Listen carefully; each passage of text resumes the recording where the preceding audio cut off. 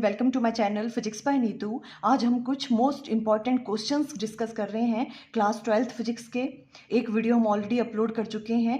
Please exam में जाने से पहले आप वो वाला वीडियो भी देख लेना। देखो, इस वाली वीडियो में हमने 21 क्वेश्चन लिए हुए हैं। चाहे आप इसको 2x की स्पीड पे सुनना, पर प्लीज़ एग्ज़ाम में जाने से पहले आप ये वाले क्वेश्चन एक बार देख लेना। मे बी इनमें से ही कोई क्वेश्चन आ जाए। देखो, क्वेश्चन हम ले रहे हैं फर्स्ट वाला। In a PN junction diode is reverse biased. जब PN junction diode reverse biased होता है, ठीक है, 4 ऑप्शन आपको गिवन है, आपको बतानी है करेक्ट कौन सी है। फर्स्ट है the potential barrier is lowered, potential barrier कम हो जाता है। The potential barrier remain unaffected, कोई फर्क ही नहीं पड़ता पोटेंशियल बैरियर पे जब PN junction diode reverse biased होता है। सी है the potential barrier is raised, potential barrier क्या हो जाता है, इंक्रीज हो जाता है, रेज हो जाता है। यही ऑप्शन करेक्ट है ना। डी ऑप्शन क्या है, the current is mainly due to majority carriers. तो कौन सी ऑप्शन करेक्ट होगी इसमें, सी ऑप्शन करेक्ट है।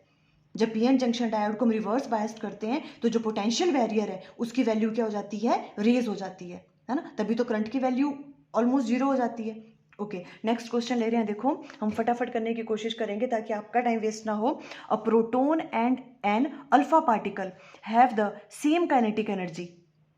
देखो, एक प्रोटोन है और एक अल्फा पार्टिकल है, उनकी सेम काइनेटिक एनर्जी है दोनों की, ये आपको गिवन है। Okay, the ratio of de Broglie wavelength associated with the proton to that with the alpha particle is. आपको रेशो निकालनी है डी ब्रोई वेवलेंथ की, किस किस के लिए, प्रोटोन एंड अल्फा पार्टिकल के लिए। 4 ऑप्शन आपको गिवन है, ठीक है, और आपको हिंट क्या दे रखा है कि काइनेटिक एनर्जी दोनों की सेम है।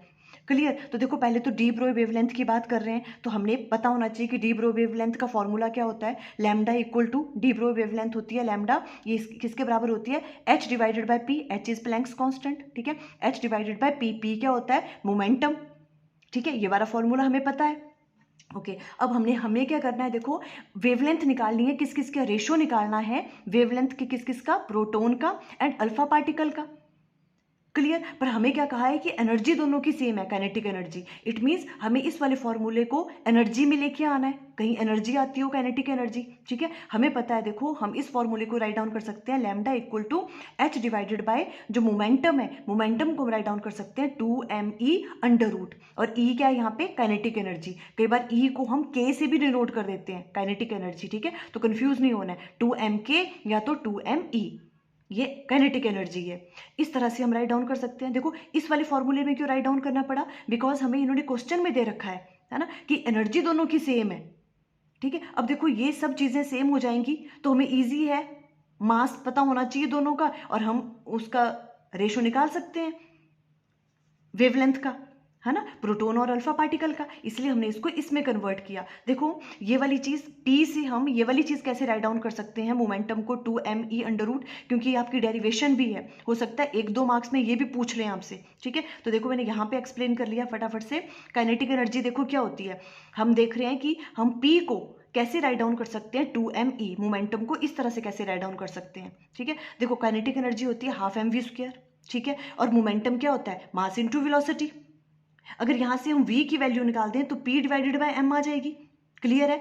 इस v को अगर हम काइनेटिक एनर्जी वाले फॉर्मूले में पुट करें तो काइनेटिक एनर्जी इक्वल टू किसके बराबर आ जाएगा, 1/2 m। वैसे ही v की जगह p² divided by m², v की वैल्यू पुट की हमने यहाँ पे, है ना, m से m कट गया, काइनेटिक एनर्जी किसके बराबर आ गई, p² divided by 2m।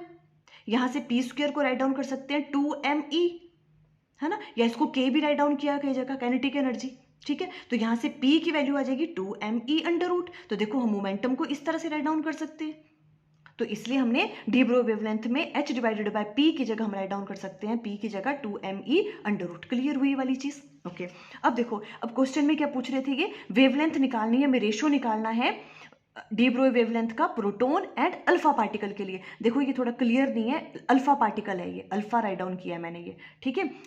Okay, तो अब क्या करेंगे हम, देखो, बाकी सब चीजें तो क्या है, कांस्टेंट है, एच भी, है ना, और ई इन्होंने पहले बोल दिया, एनर्जी दोनों की कांस्टेंट है 2 भी, है ना। तो फिर क्या होगा, देखो, यहाँ पे हम सबसे पहले निकालेंगे लैम्डा पी, तो मतलब एम पी आएगा, है ना, और जब हम अल्फा पार्टिकल की बात करेंगे तो एम अल्फा आ जाएगा। तो जब इनको हम डिवाइड करेंगे, lambda p divided by lambda alpha, है ना, तो क्या आ जाएगा, देखो मैंने यहाँ पे किया नहीं है ना, सिंपल सी कैलकुलेशन थी, बाकी चीजें कट हो जाएंगी, ऊपर आ जाएगा m alpha mass of alpha particle और मास ऑफ प्रोटोन आ जाएगा नीचे अंडर रूट, बाकी चीजें कैंसिल आउट हो गई, है ना।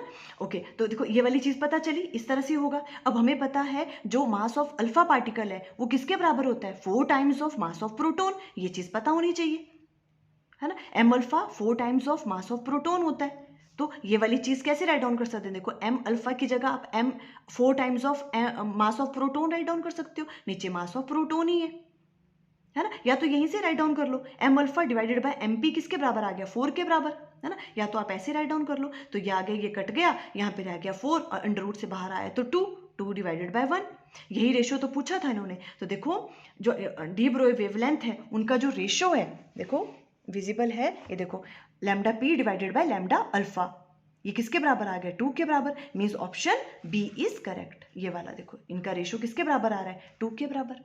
क्लियर हुआ ये वाली चीज। अब देखो नेक्स्ट क्वेश्चन लेते हैं। नेक्स्ट क्वेश्चन है the kinetic energy of a proton and that of an alpha particle are 4 electron volt and 1 electron volt. आपको काइनेटिक एनर्जी गिवन है प्रोटोन की भी और अल्फा पार्टिकल की भी, ठीक है, respectively. The ratio of the de Broglie wavelength associated with them will be. अब उनकी जो डी ब्रोई वेवलेंथ उनके साथ एसोसिएटेड है उसका रेशियो आपको फाइंड आउट करना है, मींस आपको lambda p divided by lambda alpha की वैल्यू फाइंड आउट करनी है। क्लियर है, देखो पीछे वाले क्वेश्चन की तरह ही है, पर उस वाले क्वेश्चन में एनर्जी की वैल्यू दोनों में क्या थी, कांस्टेंट गिवन थी, तो हमने सिर्फ मास की वैल्यू पुट की थी, पर यहाँ पे एनर्जी की वैल्यू दोनों की गिवन है। The kinetic energy of a proton given है आपको 4 इलेक्ट्रॉन वोल्ट, है ना, और kinetic energy of alpha particle given है 1 इलेक्ट्रॉन वोल्ट। आपको डी ब्रोई वेवलेंथ जो है उनका रेशियो फाइंड आउट करना है। तो सबसे पहले तो हमें वही डी ब्रोई वेवलेंथ की वैल्यू पता होनी चाहिए, फॉर्मूला पता होना चाहिए, है ना। डी ब्रोई वेवलेंथ लैम्डा किसके बराबर होता है, H divided bye 2m k write down किया मैंने, देखो यहाँ पे, है ना। हम k भी राइट डाउन कर सकते हैं काइनेटिक एनर्जी को, और हम E से भी राइट डाउन कर सकते हैं काइनेटिक एनर्जी, ठीक है।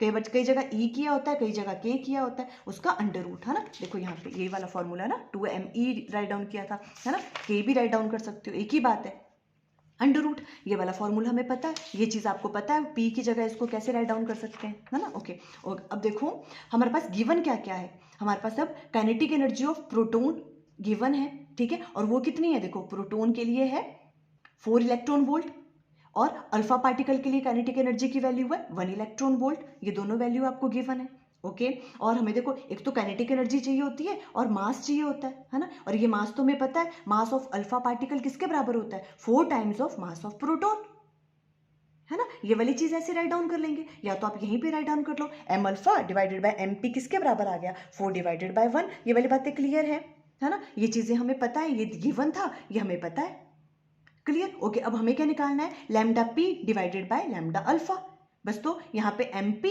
और के पी राइट डाउन कर लेंगे जब लैम्डा पी की बात करेंगे। देखो इस तरह से आराम से यहाँ पे देखो आप lambda p divided by lambda alpha, wavelength निकालनी है, इनका रेशियो निकालना है प्रोटोन और अल्फा पार्टिकल का। तो पहली बार में हमने क्या किया, जब लैम्डा पी की वैल्यू देखो तो इस वाले में ये विजिबल है ना। देखो जब हमने यहाँ पे ये वाली लैम्डा पी की वैल्यू निकाली तो क्या होगा, एच तो कांस्टेंट है, डिवाइडेड बाय 2, एम की जगह क्या आ जाएगा, एम पी, और के की जगह आ जाएगा के पी, बिकॉज हम किसकी बात कर रहे हैं, हम प्रोटोन की बात कर रहे हैं, काइनेटिक एनर्जी, है ना। Under root multiply by divide किससे करना है आपको, अल्फा पुट करेंगे, है ना, तो ये ऊपर चला जाएगा जब हम मल्टीप्लाई करेंगे इसको, है ना, तो ये आ जाएगा ऊपर देखो 2 M alpha k alpha divided by H, इसका अंडर रूट, एच से एच कैंसिल आउट हो गया, है ना, √2 से √2 कैंसिल हो जाएगा, क्या बच जाएगा आपके पास, m alpha k alpha divided by M p into k p. ये वाली चीज क्लियर हुई, है ना। सेम पीछे वाले क्वेश्चन की तरह ही था, बस वहां पे काइनेटिक एनर्जी की वैल्यू भी क्या थी आपको, कांस्टेंट थी, तो इसलिए ये कट हो रही थी, पर यहाँ पे अलग अलग वैल्यू दे रखी है, बस इसलिए हमें ये वाली वैल्यू पुट करनी है, बाकी तो लास्ट वाले क्वेश्चन की तरह ही है ना। M alpha divided by M p, ये 4 डिवाइडेड बाय 1, है ना, तो 4 divided by 1 multiply by k alpha divided by k p, k alpha की वैल्यू क्या है आपके पास 1, kinetic energy of alpha particle 1 है ना, और kinetic energy of a proton क्या है 4 इलेक्ट्रॉन वोल्ट, वो पुट कर ली, 4 से 4 कैंसिल हो गया, देखो ये सब कैंसिल आउट होके 1:1 आ गया। तो ये जो रेशियो है प्रोटोन एंड अल्फा पार्टिकल की जो वेवलेंथ है उनका रेशियो किसके बराबर आ गया, 1:1। इट मीन्स जो ऑप्शन बी है वो करेक्ट है। इस तरह के क्वेश्चन आप इस तरह से करोगे, क्लियर हुआ। ओके देखो नेक्स्ट क्वेश्चन लेते हैं। नेक्स्ट क्वेश्चन क्या है, in the wave picture of light the intensity I of light is related to the amplitude A of the value is 4 option given है। देखो जो भी आपके पास इंटेंसिटी है आई, वो क्या करती है, वो डायरेक्टली प्रोपोर्शनल होती है स्क्वायर ऑफ एम्पलीट्यूड के बराबर, means option C is correct है इसमें। ठीक है, आई किसके बराबर होता है, डायरेक्टली प्रोपोर्शनल होता है स्क्वायर ऑफ एम्पलीट्यूड के बराबर। Clear? In a wave picture of light, the intensity of light is directly proportional to the square of its amplitude. So option C is correct. अब देखो next question लेते हैं। In the phenomena of interference, energy is 4 option आपको given है। Interference में क्या होता है, destroyed at bright fringes, created at dark fringes, conserved but it is redistributed, same at all points. In the phenomena of interference जो energy है वो क्या होती है, देखो सी ऑप्शन करेक्ट होगी, उसमें क्या होती है, कंजर्व्ड होती है एनर्जी, है ना, बट वो क्या हो जाती है एनर्जी, रीडिस्ट्रीब्यूटेड होती है। बिकॉज इंटरफेरेंस में क्या होता है, देखो कई जगह पे एनर्जी क्या हो जाती है, इंक्रीज हो जाती है ना, इंटेंसिटी इंक्रीज होती है जब कंस्ट्रक्टिव इंटरफेरेंस होती है, तो वहां पे क्या होती है इंटेंसिटी ज़्यादा, और डिस्ट्रक्टिव इंटरफेरेंस में इंटेंसिटी कम हो जाती है ना। ओवरऑल एनर्जी कंजर्व्ड रहती है बट रीडिस्ट्रीब्यूटेड हो जाती है एनर्जी, है ना। तो आप क्या कहोगे, in the phenomena of interference energy is conserved, energy रहती तो कंजर्व्ड है बट इट इज रीडिस्ट्रीब्यूटेड, कैसी हो जाती है वो, redistributed, means option C is correct अगर ऐसा क्वेश्चन आता है। क्लियर? ओके नेक्स्ट है देखो, when a wave undergoes, visible है, when a wave undergoes reflection at an interface from rare to denser medium then change in its phase is, ये क्या कह रहे हैं, जब एक वेव जो है क्या करती है, रिफ्लेक्शन होती है इसकी, कहाँ से कहाँ जाती है, एट एन इंटरफेस, जो इंटरफेस है वो कहाँ से कहाँ जा रहा है, वो रेयर टू डेंसर में, रेयर से डेंसर मीडियम में जो है जब रिफ्लेक्शन होती है तो जो वेव है उसके फेज में कितने का चेंज आता है, तो हमेशा याद रखना उसमें पाई का चेंज आता है, पाई रेडियन का। जब भी कोई वेव क्या करती है जब वो जो इंटरफेस है वो कहाँ से हो रही है, वो रेयर टू डेंसर मीडियम में एंटर करती है, ठीक है, वहां से अगर रिफ्लेक्ट हो रही है, रेयर मीडियम है, ठीक है, और उसके बाद क्या हो रहा है, जो डेंसर मीडियम से वो रिफ्लेक्ट होके वापस आती है, तो कितने का फेज डिफरेंस आ जाता है उसमें, पाई रेडियन का। In reflection at any interface from rare to denser medium the change in phase of wave is pi radian, means option C is correct. Clear है, कितने का फेज डिफरेंस आ जाता है उसमें, पाई रेडियन का। Okay next देखो, next question है, wavefront of a wave has direction with wave motion, जो वेव फ्रंट होती हैं वो जो डायरेक्शन ऑफ मोशन के साथ हैं वो कैसी होती हैं, पैरेलल में होती हैं, perpendicular, opposite, at an angle of theta, कैसे होती हैं वो, जो भी आपके पास वेव फ्रंट है ना, जो भी वेव फ्रंट है वेव के वो परपेंडिकुलर होते हैं हमेशा direction of motion of a wave के, है ना, हमने हाइगन प्रिंसिपल में पढ़ा हुआ है। क्लियर है, तो कौन सी ऑप्शन करेक्ट होगी, ऑप्शन बी इज करेक्ट, है ना, जो वेव फ्रंट है, wavefront of a wave is always perpendicular to the direction of motion of wave, wavefront हमेशा डायरेक्शन ऑफ मोशन जो वेव है उसके क्या रहते हैं, हमेशा परपेंडिकुलर होते हैं, means option B is correct. अब देखो नेक्स्ट क्वेश्चन है, question number 8, Huygens principle of secondary wavelets may B use to, जो हाइगन प्रिंसिपल में जो सेकेंडरी वेवलेट्स होते हैं वो किस में यूज होते हैं, वो क्या हेल्प करते हैं हमें, find the new position of wave front.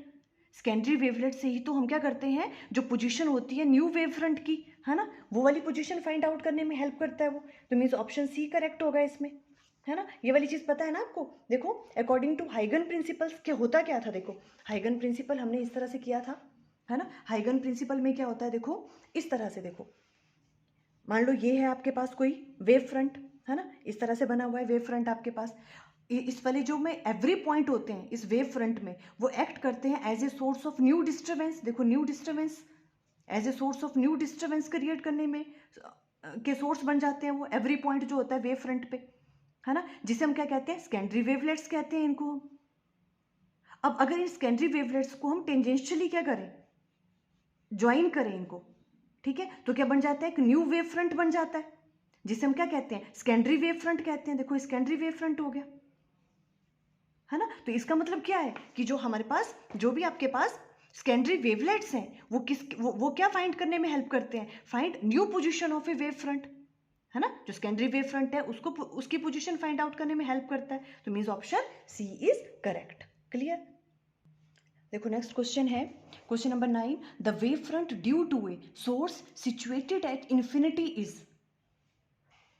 Wave front अगर कोई सोर्स जो है वो कहाँ है? इन्फिनिटी पे है। तो जो वेव फ्रंट बनते हैं वो कैसे बनते हैं? स्फेरिकल, सिलिंड्रिकल, प्लेनर और नन ऑफ दिस।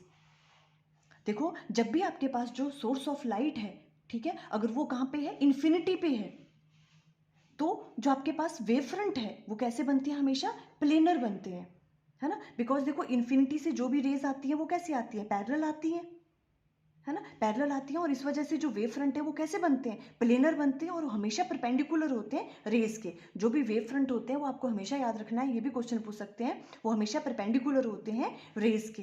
ठीक है, देखो as the parallel rays will come from the source situated at infinity, hence the wave front is planar. क्योंकि अगर सोर्स इन्फिनिटी पे है तो वहाँ से हम क्या कहते हैं कि जो भी रेज आती हैं वो कैसी आती हैं? पैरेलल आती हैं, है ना? तो इसलिए जो उनके वेव फ्रंट बनते हैं वो कैसे बनते हैं? Planar. Hence the wave front is planar and it is perpendicular to the rays, और रेज के परपेंडिकुलर होते हैं हमेशा। Means option C is correct. It means C वाली ऑप्शन करेक्ट है, प्लेनर, है ना? प्लेनर है ये, PLANAR।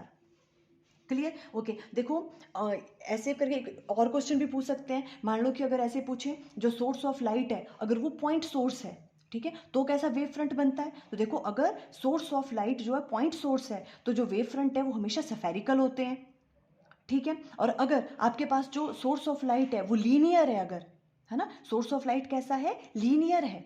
आप राइट डाउन करते रहना, लीनियर है तो कैसे वेव फ्रंट बनते हैं? सिलिंड्रिकल वेव फ्रंट बनते हैं, ठीक है। और अगर वो बहुत ज़्यादा दूर सिचुएटेड है तो जो वेव फ्रंट बनते हैं वो कैसे बनते हैं? प्लेनर वेव फ्रंट बनते हैं। क्लियर हुई वाली चीज? ओके, नेक्स्ट देखो क्वेश्चन नंबर 10 है,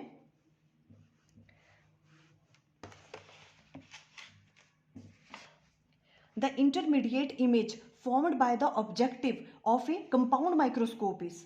ये भी बहुत बार क्वेश्चन पूछा हुआ है। The intermediate image formed by the objective of A compound microscope में जो इंटरमीडिएट इमेज बनती है वो हमेशा कैसे बनती है? देखो हमेशा वो कैसी होती है? रियल होती है, इन्वर्टेड होती है और मैग्नीफाइड होती है ना? कंपाउंड माइक्रोस्कोप में बनाई हुई है आपने, कैसी होती है? रियल, इन्वर्टेड है, मैग्नीफाइड, और देखने की जरूरत ही नहीं है ना? वर्चुअल इरेक्ट तो वो होती ही नहीं है ना? तो means option A is correct.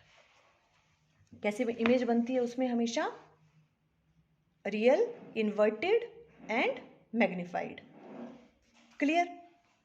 देखो नेक्स्ट क्वेश्चन है, if the focal length of the eye piece of a telescope is doubled its magnifying power m will be. ये क्या कह रहे हैं कि अगर हम क्या करें, जो भी टेलीस्कोप है उसके आई पीस की फोकल लेंथ को डबल कर दें तो मैग्नीफाइंग पावर पे क्या इफेक्ट पड़ेगा? ठीक है, मैग्नीफाइंग पावर क्या होती है? देखो m equal to minus FO divided by FE, है ना? ये ऑब्जेक्टिव लेंस और ये क्या है? आई पीस, ठीक है। m equal to minus FO divided by FE। अब क्वेश्चन में ये क्या कह रहे हैं? Now if the focal length of the eye piece FE को अगर हम डबल कर दें then the new magnification would be, new magnification मान लो m डैश हो गई अगर FE को डबल कर दें हम, ठीक है, तो minus FO divided bye 2FE हो जाएगा यहाँ पे। इसे हम राइट डाउन कर सकते हैं, देखो कैसे, 1/2 अंदर आ जाएगा minus FO divided by FE, minus FO divided by FE तो क्या है? m, है ना? तो m डैश किसके बराबर आ गया? ये m हो गया, m divided by 2। It means option C is correct. इस तरह से करेंगे अगर ऐसा कोई क्वेश्चन आता है, सिंपल है। देखो नेक्स्ट क्वेश्चन ले रहे हैं, question number 12, a ray of monochromatic light propagating in air is incident on the surface of water, which of the following will be the same for the reflected and refracted rays. 4 option आपको given है। ये कह रहे हैं कि अगर कोई रे ऑफ मोनोक्रोमेटिक लाइट है वो एयर से किस में जा रही है? सरफेस ऑफ वाटर पे जा रही है, मीन्स मीडियम चेंज हो रहा है, एयर से वाटर में एंटर कर रही है। तो कौन सी चीज है, कौन सी इनमें से है जो क्या रहेगी? सेम रहेगी। कौन सी इनमें से चीज है जो क्या रहेगी? सेम रहेगी, चेंज नहीं करेगी। देखो आपको हमेशा याद रखना है, जब भी मीडियम चेंज होता है ना, तो वेवलेंथ चेंज हो जाती है, स्पीड चेंज हो जाती है, एनर्जी चेंज हो जाती है, ठीक है। सिर्फ फ्रीक्वेंसी है जो चेंज नहीं होती, ठीक है। तो ऑप्शन सी इज करेक्ट। जब भी मीडियम चेंज होगा तो क्या चेंज नहीं होता? फ्रीक्वेंसी चेंज नहीं होती है। It means option C is correct. Okay, next है देखो question number 13, E and B represent the electric and magnetic field of an electromagnetic wave. The direction of propagation of wave is along. देखो कुछ कुछ simple question भी हैं, है ना, कई बार ऐसे क्वेश्चन भी आने के चांसेस होते हैं. देखो E and B क्या है, electric field and magnetic field. ठीक है, अब देखो ये बोलते हैं द डायरेक्शन ऑफ प्रोपेगेशन जो है इलेक्ट्रोमैग्नेटिक वेव का, ठीक है, वो कैसे होता है along B E cross B और बी क्रॉस ई. ये किसके बराबर होता है, ई क्रॉस बी के. हमें पता है the direction of propagation of electromagnetic wave is always perpendicular to the plane in which E and B lies, है ना, उसके हमेशा परपेंडिकुलर होता है वो. तो मतलब option C is correct, E cross B होता है वो, परपेंडिकुलर होता है always. Motion of electromagnetic wave, है ना, जिसमें ई और बी लाई करते हैं. देखो नेक्स्ट क्वेश्चन है question number 14. An electromagnetic wave is produced by charge. Electromagnetic wave कैसे प्रोड्यूस होती है, हमने बहुत बार पढ़ा हुआ है, बाय एक्सेलरेटेड चार्ज, है ना. तो देखो इधर से अपना भी दिख रहा है, option C is correct, moving with an acceleration. जो भी आपके पास चार्ज है वो एक्सेलरेटेड चार्ज जो है वो क्या प्रोड्यूस करता है, electromagnetic wave. Means option C is correct होगी इसमें. नेक्स्ट है देखो question number 15. The ratio of the magnitude of the electric field and magnetic field of a plane electromagnetic wave is. 4 option आपको गिवन है. देखो ratio पूछ रहे हैं magnitude of electric field and magnetic field. Electric field E not divided by B naught किसके बराबर होता है, सी के बराबर, वेलोसिटी ऑफ लाइट के बराबर, है ना, या तो आप कह सकते हो speed of electromagnetic wave C के बराबर होता है वो, है ना. तो E not divided by B nought C के बराबर होता है, means option C is correct. Next देख लो, the electromagnetic waves used in radar system. Radar system में कौन सी इलेक्ट्रोमैग्नेटिक वेव्स जो हैं आपके पास यूज होती हैं, ऑलवेज माइक्रोवेव यूज होती हैं. ठीक है, option C is correct. Next है question number 17. Which one of the following electromagnetic radiation has the least wavelength. देखो कभी कभी ऐसा भी पूछ लेते हैं ना, लीस्ट वेवलेंथ किसकी होती है, gamma rays have the lowest wavelength. तो यहाँ पे ऑप्शन ए करेक्ट होगा. ठीक है, किसकी सबसे कम होती है वेवलेंथ, गामा रेज की, इलेक्ट्रोमैग्नेटिक रेडिएशन में. ठीक है, ऑप्शन ए करेक्ट हो गया. देखो क्वेश्चन नंबर 18 क्या है, the core of a transformer is laminated to reduce the effect of. जो भी ट्रांसफॉर्मर की जो कोर्स होती हैं वो लैमिनेटेड होती हैं. क्यों करते हैं उनको लैमिनेट, ताकि क्या रिड्यूस हो, flux leakage, copper loss, hysteresis loss और एडी करंट. एडी करंट, ताकि क्या लॉस हो उसमें, एडी करंट लॉस हो. इसलिए हम जो ट्रांसफॉर्मर है उसकी जो कोर है उनको हम क्या करते हैं, लैमिनेटेड करते हैं to reduce the eddy current. ठीक है, ऑप्शन डी करेक्ट है इसमें. देखो नेक्स्ट क्वेश्चन है, ये अच्छा क्वेश्चन है, ये आया भी है शायद 2023 में. Figure shows the variation of inductive reactance XL of 2 ideal inductors of inductance L1 and L2.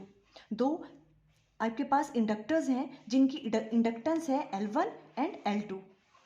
इनके लिए जो ग्राफ है किस किस के बीच में, इंडक्टिव रिएक्टेंस XL और जो आपके पास क्या है, एंगुलर फ्रीक्वेंसी ओमेगा, इसके बीच में ग्राफ गिवन है. ठीक है, with angular frequency omega the value of L1 divided by L2 is. 4 option given है, आपको L1 डिवाइडेड बाय L2 की वैल्यू फाइंड आउट करनी है. ठीक है, आपके पास क्या है, देखो इंडक्टर्स हैं दो जिनकी इंडक्टेंस आपको गिवन है L1 एंड L2. इनके लिए ग्राफ गिवन है आपको, किस किस के बीच में ग्राफ है, inductive reactance and angular frequency के बीच में ग्राफ आपको गिवन है. आपको L1 डिवाइडेड बाय L2 का रेशियो फाइंड आउट, आपको रेशियो फाइंड आउट करना है L1 और L2 का. देखो कैसे करेंगे, वाला क्वेश्चन इंपॉर्टेंट है. देखो हमें सबसे पहले तो पता होना चाहिए, देखो इन दोनों के बीच में ग्राफ है, ये इंडक्टिव रिएक्टेंस और एंगुलर फ्रीक्वेंसी के बीच में. इंडक्टिव रिएक्टेंस XL की वैल्यू किसके बराबर होती है, omega into L. Inductive reactance किसके बराबर होता है, ओमेगा इंटू L. ठीक है, तो यहाँ से देखो L की वैल्यू कैसे राइट डाउन कर सकते हो आप, XL डिवाइडेड बाय ओमेगा. यहाँ से राइट डाउन कर सकते हैं कि नहीं. देखो XL होता है ओमेगा इंटू L. हमें बिकॉज L1 और L2 का रेशियो फाइंड आउट करना है, इसलिए हम यहाँ पे L राइट डाउन कर रहे हैं, L की वैल्यू फाइंड आउट कर रहे हैं, है ना. इंडक्टिव रिएक्टेंस की वैल्यू होती है ओमेगा इंटू L. L को हम राइट डाउन कर सकते हैं XL divided by omega. Clear है यहाँ पे. ओके, अब देखो आप ध्यान से देखें, अगर XL divided by omega means XL divided by omega. अगर देखो हम इस तरह से बात करें, अगर हम इसको ऐसे ज्वाइन करें यहाँ पे इस तरह से, ठीक है, ऐसे ज्वाइन करें हम इसको, तो देखो अगर ये वाली चीज़, ये क्या बन रहा है, देखो एंगल के सामने वाला क्या होता है, परपेंडिकुलर, है ना. XL है ना, देखो XL ये हो गया परपेंडिकुलर डिवाइडेड बाय ओमेगा, ये क्या हो गया, बेस. परपेंडिकुलर अपॉन बेस क्या होता है, tan थीटा. तो हम इसे tan थीटा राइट डाउन कर सकते हैं, स्लोप है ये तो इसकी, है ना. XL डिवाइडेड बाय ओमेगा को हम tan थीटा राइट डाउन कर सकते हैं. क्लियर है यहाँ से? ओके, बस अब इजी है। अब हमें क्या निकालना है, L1 और L2। देखो L को हम राइट डाउन कर सकते हैं tan थीटा, तो L1 की वैल्यू क्या हो जाएगी, tan 30, बिकॉज ये वाला एंगल आपको गिवन है 30। और L2 जो है, L2 को राइट डाउन कर सकते हैं हम tan 60। क्लियर, बिकॉज देखो L की वैल्यू किसके बराबर है, XL डिवाइडेड बाय ओमेगा, है ना, ये XL है divided by omega, perpendicular upon base, means tan theta के बराबर हो गया, है ना। तो L1 की वैल्यू क्या आ जाएगी, देखो यहाँ से, देखो L1 की वैल्यू क्या आ गई, tan 30, और L2 की आ गई tan 60। tan 30 की वैल्यू होती है 1/√3 और tan 60 की वैल्यू होती है √3। बस अब इजी है, L1 divided by L2, 1 divided bye √3 divided by √3, ये आ जाएगा यहाँ से √3 आ जाएगा 3 के बराबर, है ना। तो इन दोनों का रेशियो किसके बराबर आ जाएगा, 1/3 के बराबर, means option D is correct. देखो 1/3, सिंपल, ये चीज़ आपको गिवन थी, बस आपने पता लगाया कि जो L1 है वो L1 को हम कैसे राइट डाउन कर सकते हैं, tan थीटा के बराबर, बिकॉज L1 क्या आ रहा था, L की वैल्यू क्या आ रही थी आपके पास, XL divided by omega, XL क्या है, परपेंडिकुलर, और ये हो गया बेस, परपेंडिकुलर अपॉन बेस क्या होता है, tan थीटा। बस इस तरह से हमने L1 और L2 की वैल्यू कैलकुलेट कर दी। क्लियर। देखो नेक्स्ट क्वेश्चन है, देखो ये भी इंपॉर्टेंट क्वेश्चन है, बट 1 मार्क के लिए ये काफ़ी बड़ा क्वेश्चन था। देखो ये आया हुआ है CBSE में, 2024 में आया हुआ है ये, ठीक है। देखो क्वेश्चन क्या है, देखो रूट मीन स्क्वायर वैल्यू के भी काफ़ी क्वेश्चंस आने के चांसेस हैं, आप देख लेना इस क्वेश्चन को अच्छे से। मे बी ये तो 1 मार्क में आया हुआ है, मे बी इस बार 2 और 3 मार्क्स में पूछ लें, है ना, किसी के साथ कंबाइंड करके हो, डेरिवेशन के साथ ही सेकंड पार्ट में आ जाए, इस तरह का कोई क्वेश्चन। देखो क्वेश्चन नंबर 20 है, the root mean square value of current given by, I की वैल्यू आपको ये वाली गिवन है, आपको RMS की वैल्यू निकालनी है, रूट मीन स्क्वायर वैल्यू की वैल्यू निकालनी है, 4 ऑप्शन आपको गिवन है, ठीक है। इट मीन्स ये किसकी वैल्यू गिवन है, पीक वैल्यू, आई नोट की वैल्यू, ठीक है। आपको RMS निकालना है और ये वैल्यू आपको गिवन है, ठीक है। तो देखो अब क्या होता है, रूट मीन स्क्वायर वैल्यू हम किस तरह से फाइंड आउट करते हैं, देखो जब भी आपको root mean square value find out करनी होती है, आपके पास आई नॉट की वैल्यू कोई भी गिवन हो, ठीक है, फॉर्मूला यही रहेगा, ठीक है। यहाँ पर तो ये वाली गिवन है, क्या करते हैं, देखो सबसे पहले, है ना, आपको सबसे पहले उसका स्क्वायर करना होता है। देखो RMS इस तरह से राइट डाउन करते हैं, रूट मीन स्क्वायर, तो यहाँ से चलना है आपको, सबसे पहले उसका स्क्वायर लेना है, ठीक है, जो भी आपके पास करंट गिवन है, उसके बाद फिर उसका मीन लेना है, मीन्स उसकी एवरेज वैल्यू लेनी है फिर, ठीक है, फिर एवरेज वैल्यू लेने के बाद उसका अंडर रूट लेना है। क्लियर है, ये स्टेप करने होते हैं। तो देखो आई की वैल्यू आपको ये वाली गिवन है, I1 cos omega T plus I2 sin omega T.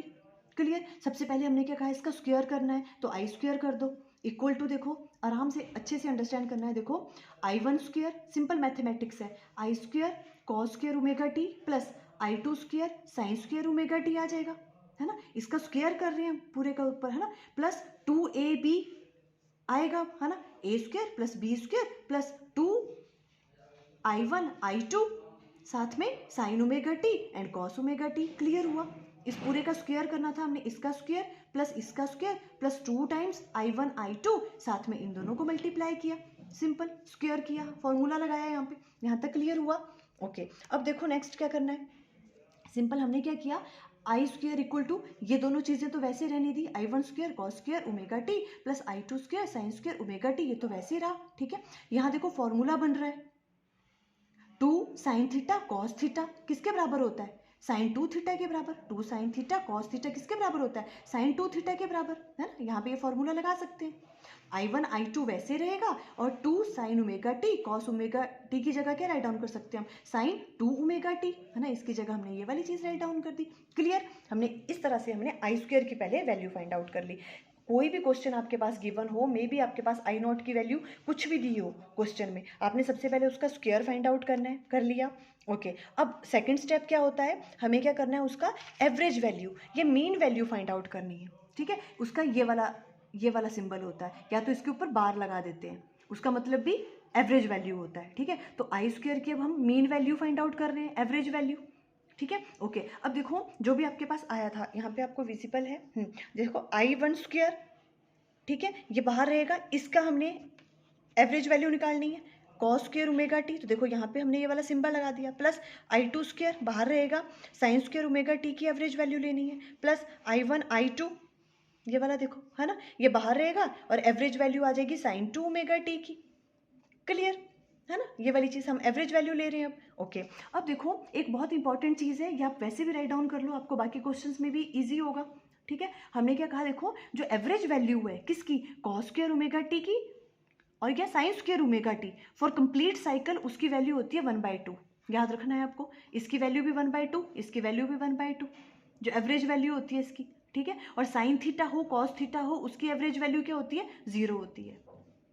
तो इसकी वैल्यू क्या आ जाएगी, 0, जो एवरेज वैल्यू होती है। ये स्टैंडर्ड है, आपको याद रखनी है। ठीक है, तो आई स्क्वायर, ये हम एवरेज ले रहे हैं, देखो I1 स्क्वायर, वैसे ही हमने क्या कहा, cos square omega T sign square omega T की एवरेज वैल्यू क्या होती है, 1/2, तो यहाँ 1/2 आ जाएगा, प्लस I2 स्क्वायर, इसकी वैल्यू भी 1/2, और ये तो 0 ही हो गया, प्लस 0।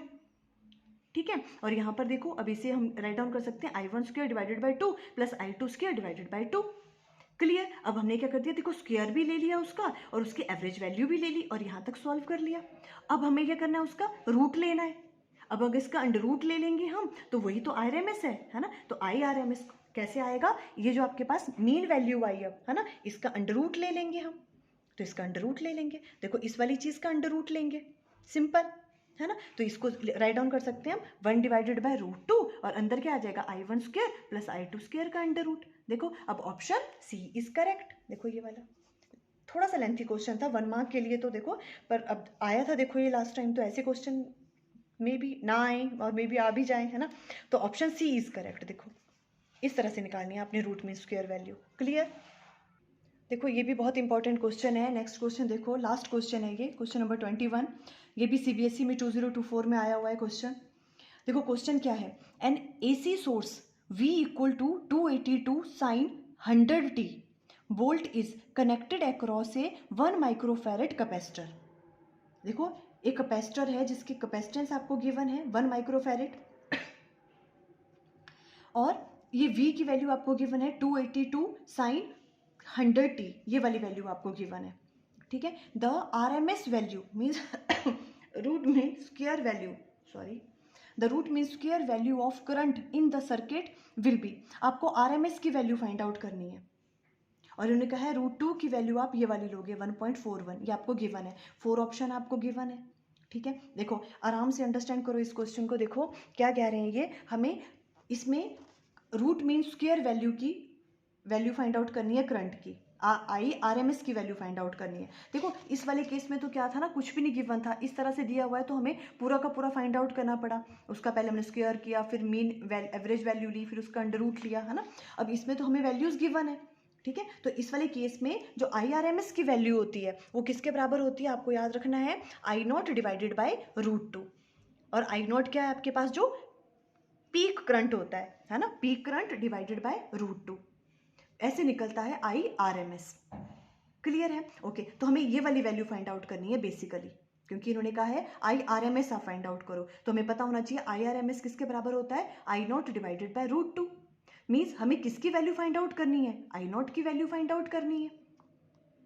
क्लियर, ओके, अब गिवन क्या क्या है हमारे पास, देखो जो आपके पास कैपेसिटर है उसकी कैपेसिटेंस गिवन है, एक तो C की वैल्यू 1 माइक्रोफैरेड, इसे हम राइट डाउन कर सकते हैं 10⁻⁻⁶ फैरेड। Clear, easy way. अब देखो V इक्वल टू, ये वाली चीज़ गिवन है आपको, सिंपल एक ये चीज़ गिवन थी और ये V की वैल्यू गिवन है, बस यहीं से ही आपको देखना है आप क्या क्या कर सकते हो। 282 साइन 100t, ये वाली चीज़ गिवन है। देखो अब हमें पहले I0 की वैल्यू कैलकुलेट करनी है, और I0 की वैल्यू कैलकुलेट करने के लिए क्या करेंगे, हम कैपेसिटर की बात कर रहे हैं, है ना, तो I0 किसके बराबर होगा, V0 डिवाइडेड बाय जो इसकी कैपेसिटिव रिएक्टेंस होती है, resistance offered by the capacitor, that is XC, है ना, तो V0 डिवाइडेड बाय XC, तब निकलेगा ना I0।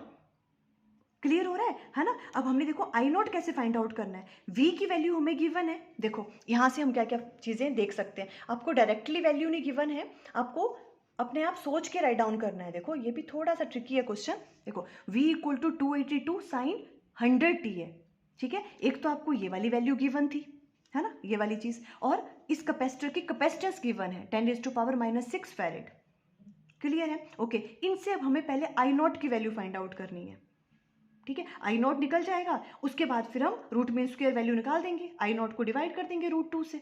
ठीक है, तो पहला वर्क तो हमारे पास क्या है कि हमें I0 की वैल्यू कैलकुलेट करनी है, तो देखो वो कैसे निकालेंगे, V equal to this one है तो इसका मतलब क्या है, ये इसको हम राइट डाउन कर सकते हैं v equal to V naught sine omega t, इस तरह से राइट डाउन कर सकते हैं। इनको कंपेयर करो, वी नॉट की वैल्यू क्या है इसमें 282, ठीक है, साइन ओमेगा टी, साइन ये वाली ओमेगा है, ये टी है, तो ओमेगा भी आपको राइट गिवन है 100, तो ओमेगा क्या है आपके पास 100, बस यही चीज़ यहाँ पे मेन थी, है ना। तो अब आपको देखो ये जो चीज़ें दे रखी थी, यहाँ से हमें क्या क्या पता लग गया, वी नॉट की वैल्यू भी पता लग गई, ओमेगा की वैल्यू भी पता लग गई, है ना, और सी आपकी वैल्यू गिवन है। बस यहाँ से अब आपको आई नॉट की वैल्यू कैलकुलेट करनी है, और आई नॉट किसके बराबर होगा, I is equal to V upon R होता है ना, by Ohm's law, I equal to V upon R. यहाँ पे क्या लेंगे हम, आई नॉट ले रहे हैं तो V naught divided by R, R क्या है, resistance offered by the capacitor, और वो क्या होता है, कैपेसिटिव रिएक्टेंस, एक्सी से डिनोट करते हैं उसको, बस वही चीज राइट डाउन की है ना, V O divided by X C आ गया यहाँ पे, क्लियर। ओके, अब देखो धीरे धीरे धीरे क्वेश्चन सॉल्व होता जाएगा।